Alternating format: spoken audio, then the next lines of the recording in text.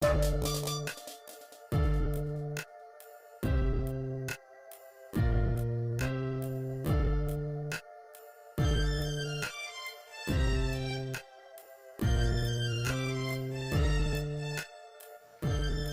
bw'Imana kuri uyu munsi wa none tugira twerekane neza yuko ibyo abantu bavuga yuko ari icyaha yuko atari icyaha. Abantu benshi baravuga ati ibyaha birarutana, imbere y'Imana ibyaha birangana.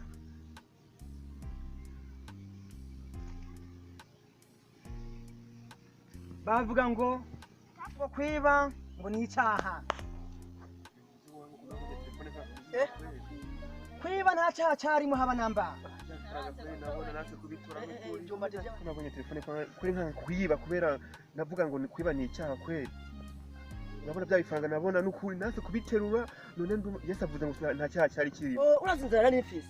Ibyumba by'abandi naje kubitora. Aho cyose kuza amahera. Iwacu basize amahera ku meza nanga. Kubera utatwe katacakiriye. Ndayatora nanze kari icyaha. Naranze no gutobora inzu y'abandi. Ntumenye atari icyaha. Cenzara n'ifise ku byumbati. Nari ntabonye ibyumbati. Ubugari narasanga ngaho nkavuga ati kasi nakwibanda bazitsa bimwe. Twe tumanitse kwa kibutura ko nase kutwiba.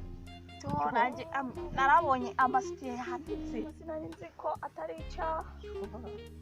Nanje nakakabutura ko musi ka kibutura narakabonye ndaho gatwara kandi nanje ntaho nakamuna ari ifise. Je nari nzi ko ari icyaha ariko Yesu amaze gutubwira ko atari icyaha. Ewe mukamu. Ibyaha byose nta cyaha cyarimo. Abantu benshi mwari yumviye ikintu kimwe ku cyaha cy'ubusambanyi.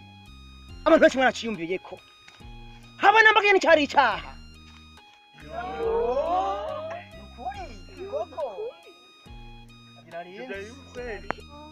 Ko yansabye ndamwima natazi ko ari icyaha.